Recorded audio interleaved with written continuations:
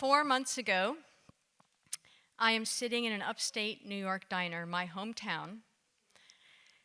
I'm sitting across from Nancy King, who was one of my best friends in elementary school, though someone I haven't seen since high school for no other reason than we lost touch. And I'm sitting across from Nancy because I have a pressing question for her, one I have to pose in person so I can read her body language. Nancy, I ask, were you the kind of kid who would have consciously and deliberately maneuvered the pointer on a Ouija board?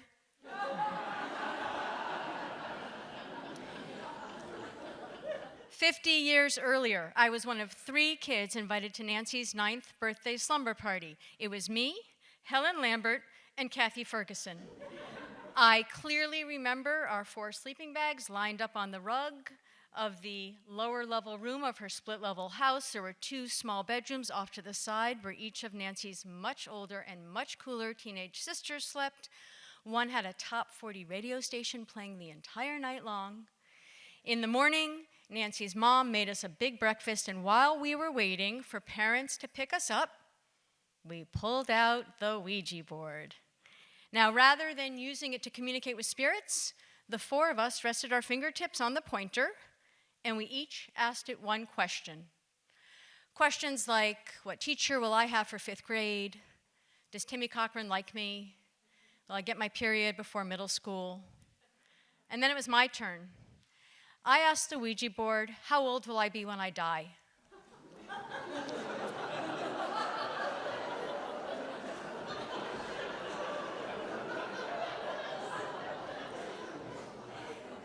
The Ouija board answered. And soon after that, my mom picked me up, and life went on. My life went on. For months and years and decades, my life went on. And while I've never lost sight of that time at Nancy's, nor the Ouija board's response to my question, it had always just been one of many childhood memories stored in some dusty corner of my mind. That is, until my last birthday almost a year ago, when I became fixated on the Ouija board's answer to my question, which, by the way, is a number or an age that is not in my immediate future, but nonetheless, much too soon. As I said, I was fixated for weeks after my birthday, practically obsessed. I couldn't shake it.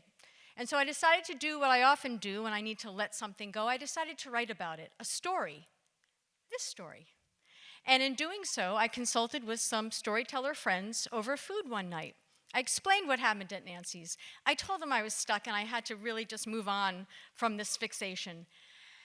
They listened, and then one of the people looked up at me and said, maybe Nancy was the kind of kid who consciously and deliberately maneuvered the Ouija board pointer.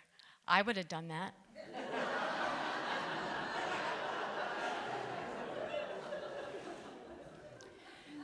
Finding Nancy on Facebook wasn't that hard.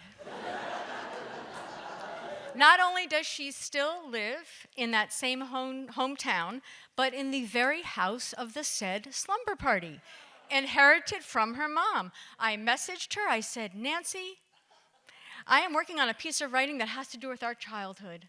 I am wondering if you would meet me to discuss the matter, and she obliged. So it is this past November on a Sunday morning, and I am sitting in a diner booth with Nancy King, and we have not seen each other in over 40 years. We order coffee, omelets, we shut our menus, and I look up at her. Nancy, at your 9th birthday party, it was you and me and Helen and Kathy. We pulled out the Ouija board. I need to know, were you the kind of kid that would have consciously and deliberately maneuvered the pointer? Her eyes bugged out. She shook her head. No, never, she said. And by the way, she added, you couldn't pay me to keep a Ouija board in my house now. I believed her. I then went on to explain the context of my inquiry, and she listened very intently. She also confirmed every single one of those details that I remembered about slumber parties at her house. Then all of a sudden she said, but you know, Helen, she was the kind of kid that probably did that. just as I was thinking, I bet it was Kathy.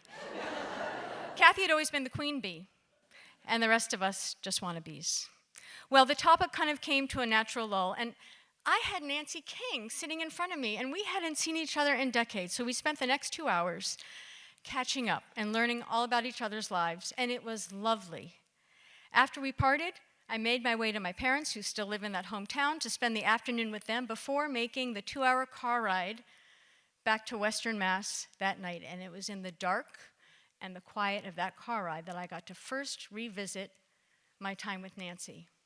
And the fact that I knew nothing more about the Ouija board's sealing of my fate now than I had the week or the month before. I considered reaching out to Helen and Kathy, but a knowing part of me, a wiser part of me, knew that enough was enough. What I needed to do was make peace with this story, my story, not having a known definitive ending, which isn't a bad thing, because that would mean that my life doesn't either. Thank you.